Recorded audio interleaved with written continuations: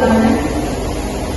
Baiklah, teman-teman, sebelum kita mulai pelajaran kita pada hari ini, alangkah baiknya kita berdoa terlebih dahulu. Berdoa dimulai.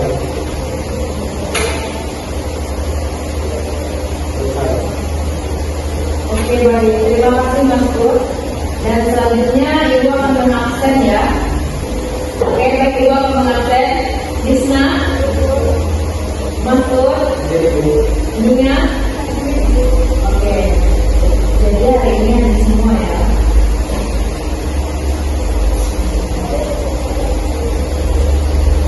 Oke, Ibu akan masuk ke materi kita pada hari ini yang disebut Pancasila. Nah, sebelum mulai pembelajaran, maka baiknya kita SDG dulu nanti supaya tidak terlalu bingung. Di sini kalian cuma mendengarkan suara dari Ibu dan jangan melihat gerakan yang Ibu lakukan, oke? Oke, ya diharapkan untuk anak-anak lebih semangat.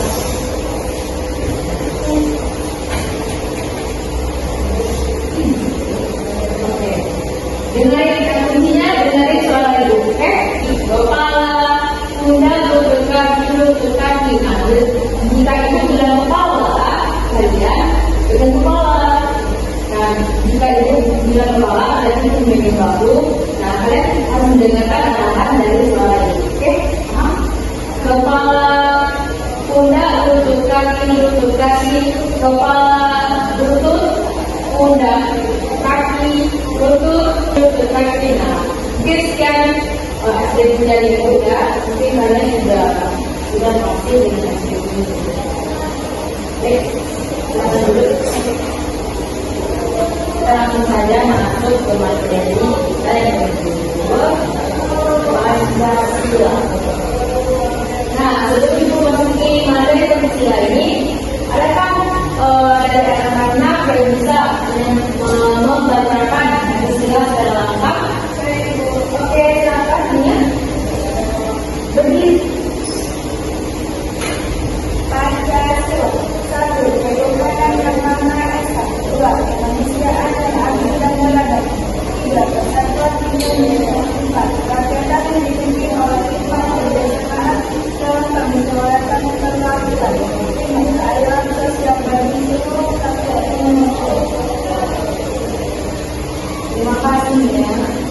Mungkin anak-anak semua sudah hafal ya dan karena kita sebutin di upacara setiap hari Senin.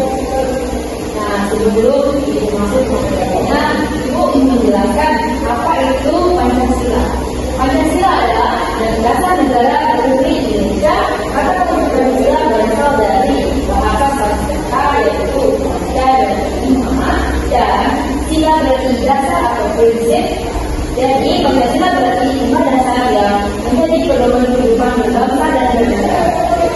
Nah, kehidupan Pancasila itu sebagai dasar negara dan sebagai pandangan hidup bangsa dan sebagai prinsip kepribadian bangsa dan sebagai simbol hukum dari perundang-undangan di negara dan negara.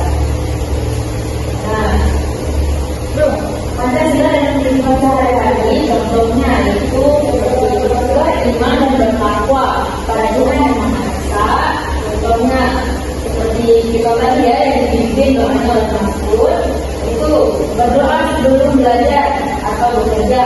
Nah, yang kedua yaitu kemanusiaan yang adil dan beradab, yaitu menghargai sesama manusia dengan adil dan beradab. Contohnya, beberapa teman yang kita belajar seperti ketika bekerja sama, kerja kelompok, ada teman-teman dari anak-anak semua yang tidak paham, namun membantu ya. Yang selanjutnya yaitu adalah sila ketiga, yaitu persatuan Indonesia.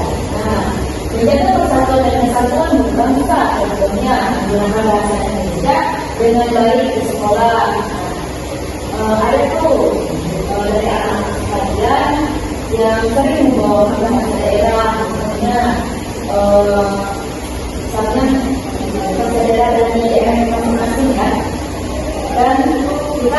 menghargai budaya daerah lain. Kita tidak boleh cuma menghargai budaya itu sendiri, tapi kita juga menghargai budaya orang lain. Karena Indonesia beragam budaya dan beragam bahasa. Nah, yang selanjutnya ikut menjaga lingkungan bersama-sama tanpa membedakan suku, agama. Nah, kita tidak boleh membedakan agama. Soalnya di Indonesia beragam macam agama, bukan hanya Islam, tapi banyak yang lain. Nah, misalnya itu ada sila keempat, kita dipimpin oleh nilai kebersamaan dalam permusyawaratan perwakilan. Nah, nilai yang terkandung dalam sila keempat ini yaitu nilai musyawarah untuk mufakat menghargai pendapat orang lain. Nah, apakah anak-anak semua pernah bermusyawarah?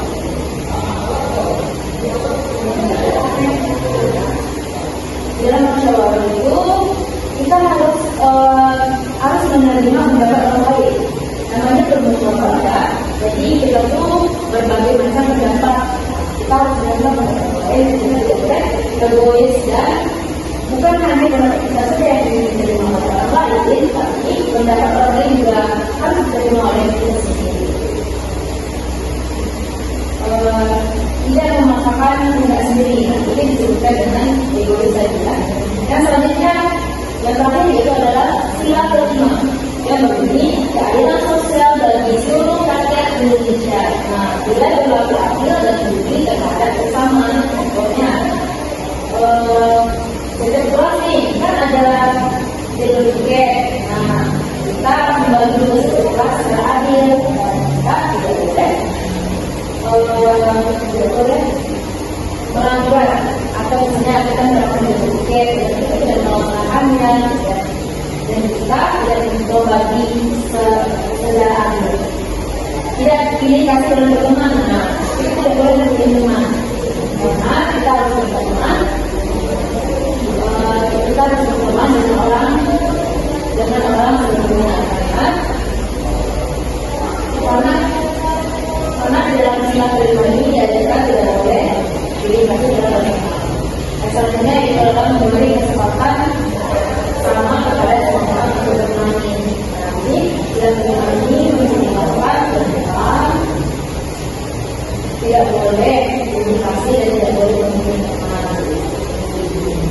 Nah, yang selanjutnya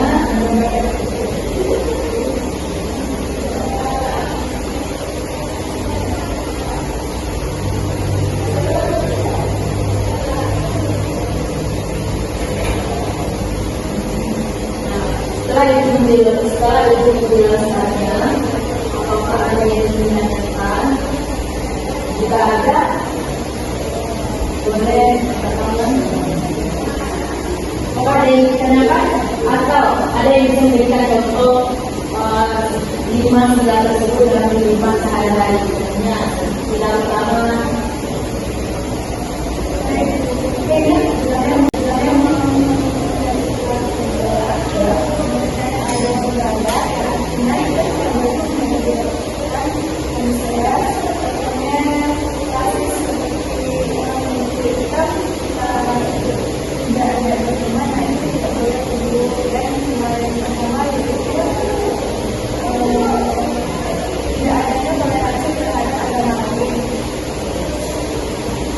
Apakah ada yang lain? Masuk atau tidak ada? Apakah sudah paham? Sudah paham yang dijelaskan? Jika sudah paham, semoga kalian bisa menerapkan dalam kehidupan sehari-hari dan untuk tugas minggu depan kalian harus mengumpulkan pada tugasnya. Kalian cari gara-gara mungkin dengan bahasa kalian sendiri, contoh dalam kehidupan sehari-hari menurut 5 ambil lagi. Paham? Paham mana? Oke. Mungkin sekian pada kita pada hari ini. Semoga bermanfaat bagi anda semua dan dapat dicerna oleh semua dan apa yang disampaikan dapat bisa dipraktekkan di kehidupan sehari-hari. Oke. Assalamualaikum.